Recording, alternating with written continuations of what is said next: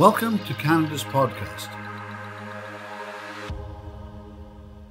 Bonjour, ici Sylvie Bougie pour le Canada's podcast. Pour ceux qui ignorent encore, c'est quoi ce réseau-là? C'est un réseau d'entrepreneurs partout au Canada. Donc, des entrepreneurs qui parlent à des entrepreneurs. Je suis moi-même avocate en droit des affaires. J'ai mon cabinet d'avocat Vigie Services juridiques. J'ai la chance d'animer depuis plus d'1 an pour la province de Québec. Donc, je ratisse assez large. Et aujourd'hui, j'ai justement un entrepreneur de Montréal, Olivier Roy, donc cofondateur et CEO de l'entreprise Leave. Comment ça va, Olivier? Ça va très bien, merci. Et vous? Super bien. On va se tutoyer, premièrement, là, quand même. À bas la politesse. Donc, je vais très bien. Puis, je suis contente d'apprendre à te découvrir parce que je ne te connais pas. J'ai eu beaucoup d'entrepreneurs que veux pas, j'ai côtoyé dans différents contextes, mais toi, c'est tout nouveau, donc je vais apprendre à te découvrir en même temps que les gens qui nous écoutent ou nous regardent. Donc, d'abord, cofondateur d'une entreprise. L'entreprise a été créée en 2019. Exactement, c'est bon. Est-ce que tu savais que tu voulais être entrepreneur? Est-ce que c'est quelque chose que tu avais toujours en tête ou c'est arrivé au fil de ta vie, dans le fond? C'est une bonne question parce que je pense que en tant que tel, c'est jamais quelque chose où je me suis dit « Ah, je veux être entrepreneur ». Ça s'est juste passé depuis que je suis très jeune. En fait, j'ai lancé ma première compagnie à l'âge de 16 ans. Okay. Et parce que à cette époque-là, j'étais dans le monde de la production audiovisuelle, un peu du marketing. Je produisais des vidéos corporatives pour des compagnies, des personnalités politiques et aussi je travaillais pour certains États gouvernementaux. Donc au Québec, aussi en Afrique et en Amérique du Sud. Et vraiment, je me suis lancé là-dedans parce qu'il n'y avait pas de boîte qui allait engager un jeune de 16 ans, bien sûr. Même quand tu es au secondaire et que tu fais des bons projets, puis il n'y a personne qui va dire « Ah, viens travailler pour chez Sidley, par exemple. » Ouais. Même c'était toujours mon rêve à cette époque-là d'aller dans une grande boîte comme Cossette, Sidley, etc. Okay. Donc, l'approche que j'ai prise, c'était lancer ma propre boîte, aller chercher nos clients et faire ce que j'aimais. OK, mais quand même, c'est hot. Fait qu'à 16 ans, quand même, de décider de se lancer, tu étais seule à ce moment-là ou tu t'étais associée avec d'autres gens? Ou... J'avais un associé à ce moment-là, oui. OK. Ah, OK, c'est bon. Puis finalement, qu'est-ce qu'il a fait? Là, veux-tu nous continuer ton histoire? Dans le fond, donc à 16 ans, tu passes cette entreprise-là. Est-ce que ça a été un succès? Est-ce que ça a été un échec? Comment c'était? Difficile à définir. En tant que tel, je pense que ça a été un bon succès pendant un bon bout de temps. On a fait des très beaux projets. On a réalisé des défis assez importants que personne, en fait, voulait faire. Nous, on était comme, bon, oui, on va le faire pour vraiment pas cher, ce qui était un peu un problème. Ouais. On connaissait pas les vrais prix du marché, donc on était bien en dessous de qu'est-ce qu'on aurait dû facturer. Mm-hmm. En tant que tel, le vrai succès de tout ça était l'apprentissage que ça m'a permis d'avoir, de travailler avec vraiment des clients, donc de rentrer dans le monde des affaires, de comprendre comment ça fonctionne, de savoir comment engager des gens, déléguer. Tout ça, c'était l'apprentissage absolument fantastique. Mm-hmm. Donc, je ne verrais vraiment pas ça comme un échec du tout. Ça s'est fini à un moment donné. J'ai travaillé dans une boîte techno pendant un peu moins d'1 an pour la suite recommencer du côté entrepreneurial pendant encore 1 an environ dans une boîte que j'ai cofondée avec 2 autres personnes OK. qui étaient encore là très spécialisées du côté marketing et c'est à ce moment-là que j'ai travaillé vraiment sur la stratégie de production de contenu pour des agences gouvernementales. Donc, on est allé au Cameroun pour ça. On est allé aussi en Haïti. Et on a travaillé pour plusieurs partie du gouvernement et partie municipale au Québec aussi. OK. Ces mandats-là, t'allais-tu les chercher par appel d'offres ou c'était-tu comme ça ou non? Non, c'était mon ancien partenaire qui était vraiment en charge de ce côté-là. Mais OK. non, c'était pas vraiment par l'appel d'offres, c'était par réseautage, connexion, mais aussi par ce qu'on amenait de l'avant. On amenait quand même des bonnes idées, puis aussi un prix quand même très compétitif pour faire des projets assez d'envergure. Et on amenait une dynamique qu'on aurait la difficulté à trouver dans des grandes firmes. Mm. Vraiment, c'est juste des petites équipes de 3, 4, 5 personnes. Ils vont pouvoir réaliser certains projets parce que c'est dynamique, c'est petit, c'est facile à contrôler. Mhm. Et il n'y a pas une immense entreprise derrière avec des centaines et des centaines d'employés qui va prendre parfois du temps à Ouais, réaliser ouais. ce projet. Mais ça, c'est quand même super bon parce que, tu sais, souvent, en tout cas, moi, j'admire ça quand même d'aller chercher des gros contacts, des gros clients, parce que ça reste, tu sais, quand tu parles d'entité ou gouvernement et tout, ça risque d'être des plus gros mandats aussi. Puis souvent, les gens, surtout quand on est en démarrage, on a un peu le syndrome de l'imposteur, on n'ose pas tout le temps aller voir des plus gros clients. Fait que je trouve ça beau parce que dans tes deux premières histoires entrepreneuriales, tu as parlé les 2 fois de quand même des gros clients, là. Ça, je trouve ça Ouais, bien. Mm. j'ai jamais vraiment eu peur d'aller chercher des clients plus gros que ce qu'on devrait aller chercher. En fait, quand tu as quelque chose d'intéressant à leur proposer, au moins ils vont t'écouter. Mhm. Puis dans 95% des cas, à ce moment-là, ben, personne ne voulait travailler avec nous, c'est normal. Mais au moins, on se fait donner des conseils, on se fait guider et ça nous ouvre des portes pour plus tard. J'aime ça. J'aime ça. Donc, tu fondes en 2019 Livre, qui est une plateforme mobile de magasinage libre-service. Tu veux-tu nous expliquer un peu plus qu'est-ce que ça fait exactement?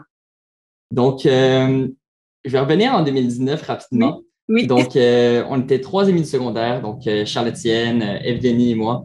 OK. Evgeny, d'ailleurs, avec qui je travaillais juste avant sur la stratégie pour différentes organisations.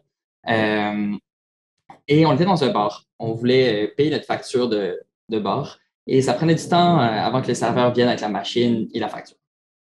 Donc, Ouais. on se dit à ce moment-là, c'est sûr qu'il y a un moyen quelque part qui doit exister pour payer sa facture à la table sans devoir attendre le serveur. Mhm. On commence à regarder, on regarde le marché, on trouve quelques joueurs, mais il n'y en a vraiment pas beaucoup. C'est assez surprenant. Donc, on se dit, bon, on a tous le potentiel de faire quelque chose. On a les moyens aussi, on a les connexions. Donc, on se dit, OK, on se lance là-dedans, on incorpore la compagnie, on crée la convention d'actionnaires. Donc, toi qui es dans le monde du droit, tu dois bien connaître ça. Oui. Création de convention d'actionnaires et vraiment, on se lance dans ce projet-là à temps plein. Au début, c'était vraiment pour payer notre facture de restaurant à la table grâce à un code QR. Donc, en scannant le code QR, ça lance une application web qui permet ensuite de ça de payer sa facture et de fermer l'addition sur le POS du restaurant. OK. Donc, pendant plusieurs mois, on se lance là-dedans et arrive mars 2020, qui était un moment un peu fatidique pour tout le monde. Ouais. La COVID Ba, ba, arrive. ba, bam. Ouais, ça a chamboulé beaucoup d'affaires. Et on se dit, OK, qu'est-ce qu'on fait? Ça a l'air les restaurants, ça a l'air d'aller encore à ce moment-là. Ça n'avait pas l'air de fermer complètement. Puis on se dit, bon, on a une approche qui est intéressante pour eux, justement. Ils peuvent réduire le contact. Niveau sanitaire, c'est intéressant. Pas besoin de toucher à une machine. Donc, on continue encore dans cette allée-là. On lève notre première ronde de financement vers juillet 2020. OK. Et on lève une petite ronde avec des familles, autour de la famille, OK. amis et famille. Et suite à cette ronde-là, quelques semaines après, même pas, arrive août 2020, les restaurants ferment. C'est vraiment là, ça va mal. Donc, on a quand même 2 options. Soit qu'on redonne l'argent aux investisseurs ou on fait quelque chose qui était un peu risqué. On se dit, bon, il y a une industrie où on veut aller depuis le début et c'est le commerce de détail.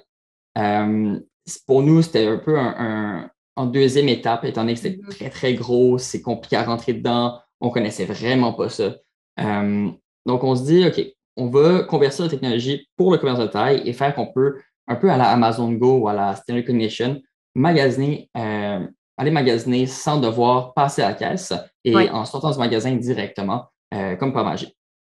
Comment est-ce qu'on fait ça avec 150 000 et quand personne ne nous connaît pour avoir une preuve de concept? Ouais. Pas facile. Donc, Effectivement. non, c'est assez compliqué. Ouais. Donc, en fait, ce qu'on s'est dit, c'est au lieu de courir pendant 3 mois après un détaillant qui veut nous dire oui Mhm. pour faire un pilote, on décide d'ouvrir notre propre magasin. Donc, notre objectif, c'est pour le 1er décembre 2020. OK. Notre objectif, c'était d'ouvrir un magasin de produits québécois parfait pour le temps des fêtes. Donc, vraiment, un peu esprit de cadeau et que ce magasin-là soit 100% sans caisse. Donc, tu rentres là et que tu n'as pas besoin de passer à la caisse ou de parler à quelqu'un pour acheter quoi que ce soit. Donc, avec le moment, avec la COVID, c'est parfait parce que tu n'as pas de contact, c'est rapide, tu n'as pas de file d'attente. Puis, on se rappelle, en 2020, les files d'attente, c'était partout au centre-ville, ça sortait des magasins parce qu'il y avait un nombre limité de caisses, etc. Oui. Oui, puis tu sais, il y a tout ça, mais il y a aussi, tu parles du côté sanitaire, mais il y a tout l'aspect pénurie de main-d'œuvre, là aussi. Ben oui. Je veux dire, enlever les Surtout caissières, surtout aujourd'hui, là, c'est ça, il y a ça aussi, là. OK, fait que là, bref, OK, je te laisse continuer. Super intéressant. Donc, on engage une équipe externe de développement. On trouve aussi un consultant qui deviendra prochainement notre CTO pour le côté RFID. Donc, le RFID va être l'aspect qui va s'occuper de la sécurité de ce magasin-là. Et on loue un magasin au Centre Eaton sur le premier étage, vraiment très, très beau magasin. On loue le magasin, on doit refaire le plâtre, refaire l'intérieur. On a passé peut-être 2 semaines juste à nettoyer l'endroit tellement c'était dégueulasse. Et l'endroit, au final, vous pourrez trouver des photos, je vous enverrai, était vraiment fantastique. On a un très beau magasin et les consommateurs pouvaient rentrer, scanner un code QR à l'entrée. Ça a lancé une application web, donc tu n'as rien à télécharger. Donc, encore là, comparé au Amazon Go, tu dois avoir l'application Amazon pour les utiliser. Là, tu n'as rien à télécharger, tu n'as pas de compte à créer. Directement, tu peux scanner les produits dans le magasin sur ton cell, les payer avec ta carte de crédit ou un e-wallet. Et c'est aussi simple que ça. Quand tu payes, nous, on désactive la sécurité RFID des produits à distance. En fait, on va pouvoir dire quel produit a été payé aux antennes qui sont à la sortie. Et la personne peut sortir du magasin. Donc, comment ça fonctionne? OK, là, j'ai des questions. Oui, vas-y. D'abord, dans le fond, comment ça fonctionnait? Il y a quelqu'un à l'accueil qui s'assure que tout le monde scanne le code? Parce que j'imagine, sinon, personne ne pourrait rentrer, faire semblant qu'elle a l'application puis partir avec des trucs, genre? En fait, tout le monde peut rentrer. Il n'y a pas de barrière ou quoi que ce soit. Oui, mais tu sais, pour payer, là, sinon, ça va juste sonner à la sortie, genre, t'as pas scanné le code, donc t'as pas payé, t'as pas finalisé ta transaction. C'est ça, dans le fond, ça sonne, puis... Oui, bien, dans le fond, nous, on était en magasin tout le temps pour expliquer aux gens comment l'utiliser. Mais c'est sûr que si tu rentres, tu prends quelque chose et tu sors, ça va sonner. Notre système va détecter qu'il y a des produits qui sortent du magasin qui n'ont pas été payés. Et la seule façon de les payer, c'est vraiment par le code QR qui lance l'application web, qui te permet ensuite de ça de prendre les produits, les scanner et les payer. Donc, il faut vraiment faire ce parcours-là. Et c'est quand même assez rapide à faire, honnêtement. Ça prend 80 secondes, plus ou moins, t'as payé et t'es sorti. C'est vraiment hot. OK. Fait que là, dans le fond, vous avez fait ça, puis là, ça a été un succès? Tu t'es rendu compte que, dans le fond, ça marchait bien ou ça marchait vraiment pas? Puis... Ben, ça marchait honnêtement quand même bien. On a fait, mes chiffres sont peut-être pas exacts, mais autour de 18 000 $ de vente en un mois dans le magasin. Donc, pour un détaillant qui n'existe pas, que personne ne connaît, c'est quand même correct. Ça couvre à peine les loyers, même pas, en fait.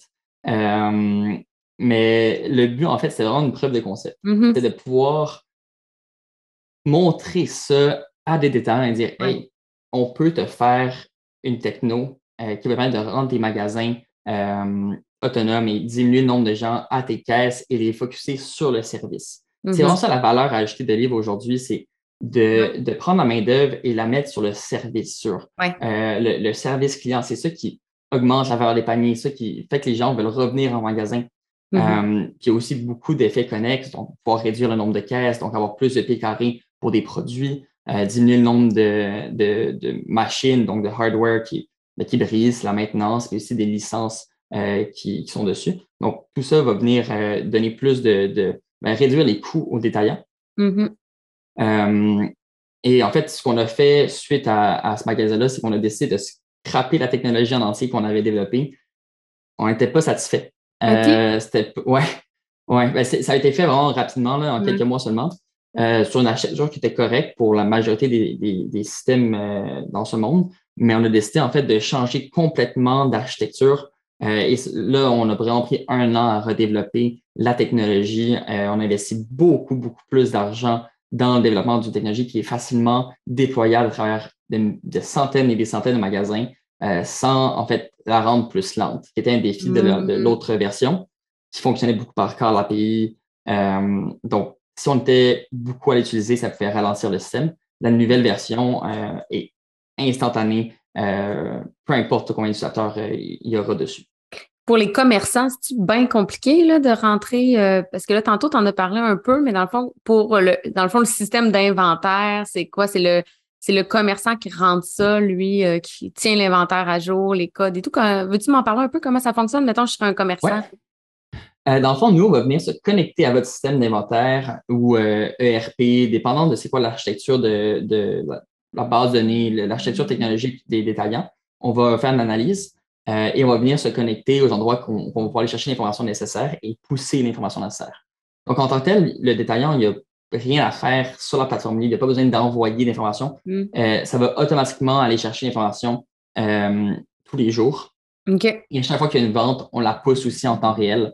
Comme ça, la vente est dans le système de détaillant. S'il y a besoin d'un retour, par exemple, et pour la réconciliation, c'est vraiment c'est précis. Donc, il n'y aura pas de problème de réconciliation dû à notre système. Étant donné qu'on est vraiment connecté en temps réel dans le système de paiement et également dans le système d'inventaire pour pousser la transaction. OK. Puis là, en date d'aujourd'hui, où vous en êtes là, dans l'entreprise? Est-ce que vous avez signé plein de clients? Vous êtes encore pas mal en développement? En fait, là, on commence à sortir chez les détaillants. On fait beaucoup plus de mise en marché. En ce moment, on est chez La Vie en Rose, donc qui était en fait notre premier client. On a fait des pilotes cet été avec eux dans plusieurs magasins. Maintenant, on s'enligne sur plus de déploiements. C'est déjà dans 5 magasins au centre-ville, donc 4 La Vie en Rose et un Bikini Village. Et là, on s'enligne sur plus de déploiements dans les prochains mois avec eux. Ouais, donc c'est déjà sur le marché. On est en discussion avec plusieurs autres détaillants actuellement. Et il y a un gros projet aussi qui se passe avec des détaillants indépendants au Québec, qui est un projet que je ne peux pas parler encore, c'est pas annoncé officiellement, mais ça va être un très beau projet pour les petits détaillants québécois.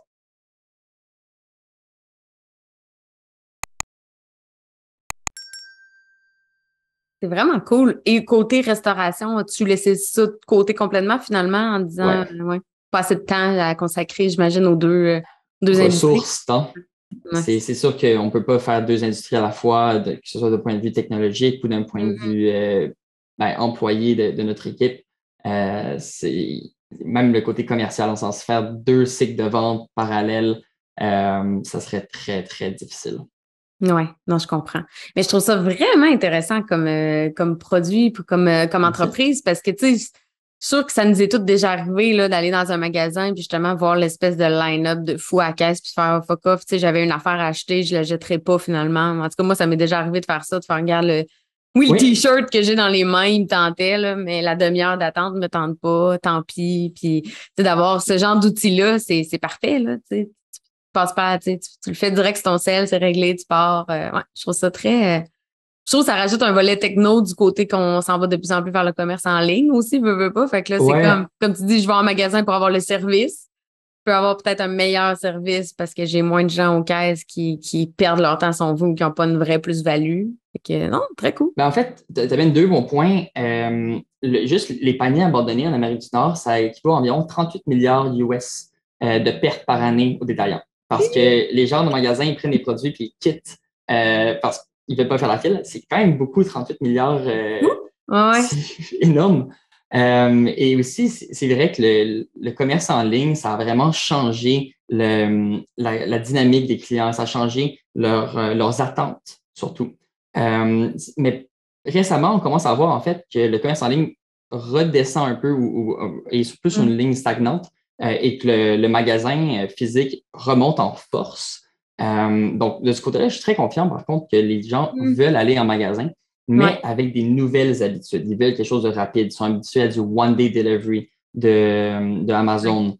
Et ils sont tous scotchés sur leur téléphone cellulaire en permanence, Instagram, les bip-bip partout. Donc, avoir aussi cette interaction-là avec ton téléphone où on peut avoir de l'information, on peut aussi aller sur d'autres sites pour prendre des reviews. Ça vient amener un autre aspect du magasinage physique. Oui, vraiment. Bon, tu as 2 associés avec toi. C'est encore, parce que vous étiez 3 fondateurs. Est-ce que vous êtes encore 3? Ben là, je comprends que vous aviez demandé beaucoup d'investissement aussi, famille, proches. Mais en fait, ma question devrait plus être actuellement, tu as combien d'associés avec toi? On est 3 partenaires Oui. principaux. Ouais. On a fait une levée de fonds l'an dernier avec quelques anges investisseurs ainsi qu'un un gros investisseur que je peux pas vraiment nommer. Mais oui, on a fait une levée de fonds l'an dernier de 800 000 et on est en ce moment en train de faire une nouvelle levée de fonds de 1,5 million, peut-être un peu plus, OK. pour continuer nos démarches et accélérer le développement et l'aspect commercial. Donc, en termes d'associés, ouais, on est 3 cofondateurs. Donc, il y a Charles-Étienne, Evgeny et moi-même. Et on a aussi notre CTO qui est très présent et qui est actionnaire également de la compagnie. On a une petite équipe qui est à l'interne. On est au total 7 avec une personne à temps partiel. Ah, quand même, c'est bon. Puis, comment ça se passe? As-tu des conseils à donner aux gens qui nous écoutent puis qui se disent, hey, moi, j'ai peur d'avoir des associés parce que moi, je l'entends souvent en pratique, là, tu sais, des gens qui partent leur entreprise seuls, qui veulent pas avoir d'associés ou encore qui ont peur aussi d'aller chercher des investisseurs. Fait que j'aimerais ça t'entendre sur les 2 volets. Si tu as des Oui. conseils à nous donner, à nous donner. On a du temps, on prend l'après-midi, je t'écoute. Ouais. Ben, en fait, je dirais, c'est important d'en avoir parce que personne ne peut tout faire. C'est simple que ça, là. Personne ne peut tout faire. Puis surtout quand la compagnie commence à grossir, la job des fondateurs, c'est oui, de garder la compagnie à fonctionner, mais aussi de faire des ventes, aller chercher des investisseurs, faire cette job-là qui prend beaucoup de temps. Juste la partie commerciale, c'est une job à temps plein. Mhm. Donc, et surtout dans les startups, tout ce qui est vente doit être fait par les fondateurs jusqu'à un certain milestone. Pour nous, le milestone, c'est 1,5 million de dollars de revenus annuels qu'on veut aller chercher. Ensuite de ça, on va commencer à engager plus de gens en vente. Mhm. Mais vraiment, c'est les fondateurs qui doivent pousser le côté commercial. Et si on est seul, il y a tout le reste à faire aussi. Il y a les finances, il y a le côté produit, il y a l'administration générale, il y a la gestion d'employés, engager des gens. Ça peut se faire seul. Je ne recommande pas. Ça serait très, très difficile. Puis, dans certains moments, mettons, quelqu'un est malade ou quelqu'un même décède, qu'est-ce qui se passe? Qui va le flambeau? Ça peut Mhm. être un employé, mais est-ce que c'est la bonne personne? Est-ce que c'est une personne qui est entrepreneur? Et pour le côté des investisseurs, tout dépend. Ça dépend vraiment. Il y a plein de compagnies qui ont réussi extrêmement bien sans aucun investisseur. C'est là que je dirais, est-ce que c'est une compagnie de produits B2C, donc vente aux consommateurs, ou est-ce que avant d'avoir besoin d'investisseurs, on peut avoir une croissance quand même énorme et au moment où on veut vraiment augmenter la capacité de production, réduire les coûts, là, on peut aller chercher de l'investissement, même pas nécessairement en équité, c'est même de la dette rendue à ce moment-là. Mais tout ce qui est technologique, avoir des investisseurs va venir aussi beaucoup aider à vraiment financer tout le développement technologique parce que ça coûte très cher. Les salaires en développement, c'est pas donné. Puis, Ouais. à moins que la personne, l'entrepreneur, soit déjà millionnaire, c'est compliqué de tout financer le développement. Mais aussi, les investisseurs vont venir amener des contacts, des conseils, vont pouvoir guider l'entreprise, donner une autre vision, un peu un œil extérieur sur tout ce qui se passe. Et c'est très important à avoir ça. C'est pas un entrepreneur souvent va être dans sa tête, va voir l'industrie d'une certaine façon, tandis que les gens qui ont investi vont le voir d'une autre façon complètement et ça amène une autre dynamique. Moi, ce que j'entends en t'écoutant beaucoup, puis depuis le début de ton parcours, j'entends que tu es quelqu'un à l'écoute. Je pense que tu es vraiment à l'écoute des gens. J'essaye. Oui, mais ça l'aide, je pense, à avoir, tu sais, à être ouvert aux commentaires, ouvert aux critiques, ouvert aux suggestions. C'est sûr que ça doit aider dans la relation avec les associés, avec les investisseurs, parce que Tantôt, tu en parlais, là, je me souviens plus que c'était à quel sujet, mais tu l'as amené, là, j'étais capable de lire entre les lignes que tu étais à l'écoute. Puis ça, moi, je trouve ça bon. Puis je trouve que c'est une bonne chose à rappeler aux entrepreneurs qui peuvent nous écouter puis qui veulent des conseils parce que c'est ça, je pense qu'effectivement, tout le monde peut avoir une place. Je veux dire, chacun peut unir ses forces. Seul, en équipe, des fois, on peut aller plus loin aussi, hein, on le sait. Mais d'être à l'écoute, de ne pas avoir un ego surdimensionné, de dire, ben non, c'est ma business, genre, je vais faire ce que je veux là, avec. Là. Fait que, non, Oui. ça, je trouve ça super intéressant. C'est quoi le meilleur conseil que tu as eu à date, mettons, d'un investisseur? Parce que tu disais qu'il te donnait des conseils, mais c'est quoi le meilleur conseil que tu as eu? Ouh, Ah! il y en a vraiment beaucoup. Ouais. Ben, il y en a un, c'est pas un conseil, mais c'est un de nos investisseurs et nos aviseurs qui nous dit ça tout le temps, et j'aime bien cette phrase-là, c'est pedal to the metal, donc la pédale à fond. Ce qui est pas un conseil, mais c'est vrai, c'est qu'il n'y a pas un seul moment où tu peux lâcher l'accélérateur. Mais sinon, je dirais que c'est sur le côté des ventes. Les meilleurs conseils ont été vraiment sur le côté commercial. Faire la vente entreprise, ce n'est pas facile. C'est vraiment, vraiment pas facile. Et on s'est lancé là-dedans, comme, on va faire des deal cycles de 3 mois, on va être capable de fermer des gros clients en 1, 2 ou 3 mois. Ce n'est pas la réalité.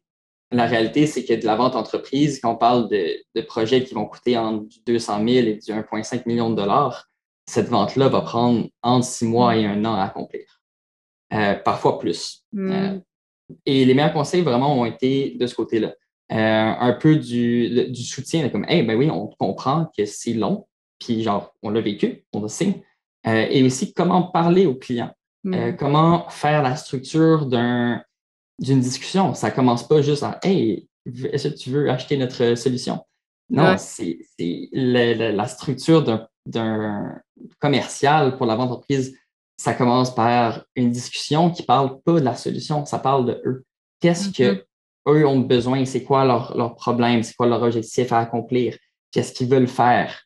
Et la prochaine discussion, c'est là qu'on peut rentrer plus en détail de, ben écoute, voici ce qu'on fait, voici comment on peut vous aider, basé sur ce que vous m'avez fourni. Voici ce qu'on a rien en tête. Et suite à ça, c'est encore plus d'édition, montrer la technologie, comment ça fonctionne, comment on l'implémenterait. Mhm. C'est long, ça prend du temps, beaucoup de relances, beaucoup de discussions. Ouais. C'est un excellent point, je trouve, le fait d'écouter ses clients. Je sais pas si tu as lu L'art de se faire des amis. Le Non, livre, Es-tu quelqu'un qui lit dans la vie ou qui aime pas vraiment j'aime lecture? lire. J'aime lire. J'ai une grosse pile de livres à finir. Ouais, j'aime lire. Ouais. C'est le problème, c'est plus le temps, Mhm. de trouver le temps pour lire. C'est un peu plus difficile ces temps-ci. Ouais. Donc, les semaines se font relativement chargées. Je comprends.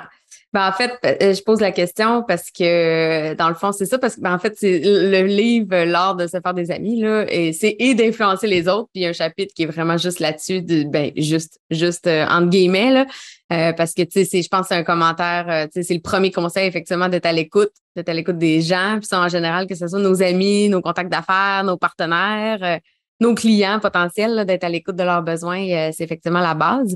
Ça, je trouve ça bien intéressant.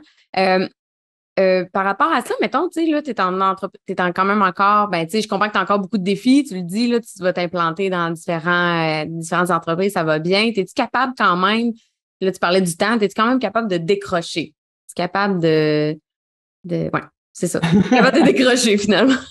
Euh, ben, cet été, j'ai eu le temps un peu de décrocher pendant quelques soirées. J'ai profité des festivals à Montréal pour aller écouter la musique. Je suis un fanatique de musique fini. Donc, ça, j'en ai profité pour aller écouter des beaux shows. Mhm. Euh, Autre que ça, honnêtement, ça fait longtemps que j'ai pas réellement décroché. La seule semaine de vacances que j'ai pris l'an dernier, c'était ma semaine de COVID. OK. Donc, c'est en début d'année. Donc, non, c'était pas des vacances non plus. Non. Ça fait plusieurs années que j'ai pas eu le temps de prendre des vraies vacances et de décrocher, malheureusement. Euh, mais ça, en même temps, c'est un peu ça le choix qu'on fait. Tu te lances pas en entrepreneuriat si tu n'es pas prêt à faire du 12 heures, du 14 heures par jour, Mhm. ça va pas fonctionner. C'est pas, peut-être parfois on va voir tous les gens sur LinkedIn qui disent il faut avoir un très bon work-life balance pour être entrepreneur. Peut-être quand vous êtes rendu à 10 millions de revenus.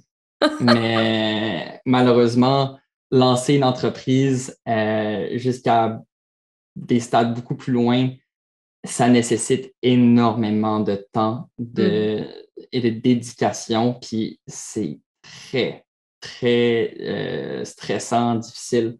Je ne ferais pas le cacher et dire que c'est à tous les jours, c'est comme c'est le fun. Ouais. Non, mais ça, c'est clair. Mais tu sais, des fois, justement, tu sais, quand je parle de décrocher, ça peut être 5 minutes en faisant quelque chose aussi. Tu sais, juste d'être capable de lâcher prise, de changer les idées pendant un petit peu. Tu sais, as-tu un loisir, tu sais, que, mettons, musique. je sais pas si... Ouais, c'est ça. Quand tu écoutes de la musique, quand tu fais des... Quand t'en écoutes ou quand tu es dans des shows pour être capable de...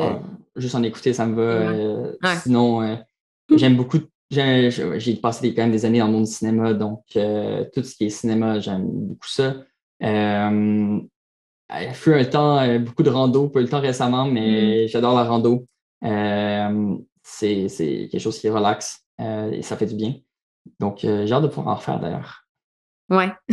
Ben, moi, ma recommandation, c'est quand même de prendre du temps, c'est ça, de ne pas hésiter parce qu'il ne faut pas trop le négliger parce qu'une des erreurs qu'on voit quand même fréquemment, c'est des entrepreneurs qui vont faire des dépressions, des burn-out, qui vont trop se donner. Fait qu'il faut quand même pas s'oublier. Hein, ils disent dans un avion, tu mets ton masque à toi avant de le mettre aux enfants. Ben, tu fais partie des fondateurs de ton entreprise. L'entreprise a besoin de toi, donc elle a besoin de dirigeants en forme, allumés, donc de se ressourcer. Puis ils disent qu'effectivement, il y a plus beaucoup, l'équilibre est peut-être pas vrai, mais le déséquilibre, un déséquilibre sain pour soi, je pense que c'est quand même bon. 100%. C'est important de prendre un peu de temps quand c'est possible. À chaque moment qu'il y a une opportunité d'en prendre, j'essaye. C'est opportuniste. Oui, effectivement. Dernière question, je vais finir sur une note, tout est super positif, on s'entend, mais une note encore plus positive. As-tu une grande fierté que tu aimerais nous partager, que ce soit du point de vue personnel, professionnel? C'est quoi ta plus grande fierté? Bonne question. Je dirais mes deux... En fait, une des plus grandes fiertés que j'ai commencé récemment à découvrir, c'est de pouvoir redonner à des gens. Souvent, je parle à des entrepreneurs, puis juste en parlant avec eux, j'essaie de leur donner des conseils de qu'est-ce que je peux leur donner, qu'est-ce que j'ai appris. Puis ça, c'est vraiment, vraiment très... c'est satisfaisant parce que ça me montre qu'est-ce que j'ai appris pour moi-même, qu'est-ce que j'ai appris dans les dernières années. Et c'est pas quelque chose qu'on peut réaliser facilement. Quand tu es dedans constamment, tu ne réalises pas tout l'apprentissage qu'on a fait et tout l'apprentissage qu'il y a eu. Et en parler à des entrepreneurs qui ont des startups ou des gens qui veulent se lancer potentiellement, ou même des gens qui ont des carrières dans certains milieux et les aider sur des négociations, ça ressemble quoi le cycle de vente, le côté fundraising, comment construire certains documents. Même, il y a plein d'endroits où on peut donner juste des petits conseils qui fait j'ai pas pensé à ça, une bonne idée. Puis là, tu les vois qui peuvent avancer un peu plus. Donc, ça, c'est très, très satisfaisant. Puis c'est une fierté, ouais. Oui, clairement. Tu apportes un support aux gens, puis en même temps, effectivement, c'est super bon. Puis c'est bon pour toi aussi, parce que souvent qu'on raconte une histoire vécue, qu'on donne des conseils, ça nous les remémore aussi, hein, parce que la mémoire est une faculté qui oublie. Puis je pense que de donner des conseils, on se les redonne un peu à nous-mêmes. Parce que des fois, comme tu dis, en plus, tu es dans le vif de l'action, tu as quand même tu te mets sûrement de la pression, tu as des grands défis à relever. Fait que de se rappeler ces choses-là, puis de te rappeler le chemin parcouru, je pense que c'est très bénéfique. Ouais, vraiment intéressant. La meilleure façon de te rejoindre, Olivier, est-ce que c'est Facebook, LinkedIn? LinkedIn. C'est la seule façon que je vais prendre par courriel. Sinon, mais LinkedIn, c'est bon. Je suis actif relativement beaucoup dessus. Donc, ouais, LinkedIn, parfait. Olivier Roy, chez Liv. Oui, bien, parfait. De toute façon, on va te taguer dans le post. Donc, merci, Olivier. C'était vraiment intéressant. Bravo, good job, sérieux. L'entreprise, je trouve ça merveilleux. J'aime ça qu'on mette de plus en plus comme type de techno dans le commerce au détail. Moi, je suis all-in pour ça. Donc, merci aux gens qui nous ont écoutés. Donc, si vous avez aimé l'entrevue, n'hésitez pas à la partager. On fait ces entrevues-là pour vous. Donc, n'hésitez pas vraiment, là, comme je dis, les partager, vous inscrire à notre infolette du Canada's Podcast ou encore, vous pouvez aller consulter mon site internet vigiquebec.com, donc vigiquebec.com pour toutes les balados. On les retrouve tous les miens, en fait, tout dans le même espace. Sinon, sur le Canada's Podcast, il y a aussi toutes les balados de toutes mes autres hôtes aussi. Donc, il y a beaucoup d'entrevues aussi en anglais si vous voulez voir des parcours de d'autres entrepreneurs canadiens et anglophones. Donc, merci. J'étais contente de vous avoir avec moi, de t'avoir avec moi, Olivier. Et on se retrouve la semaine prochaine. Donc, merci, Olivier. Bye Merci beaucoup.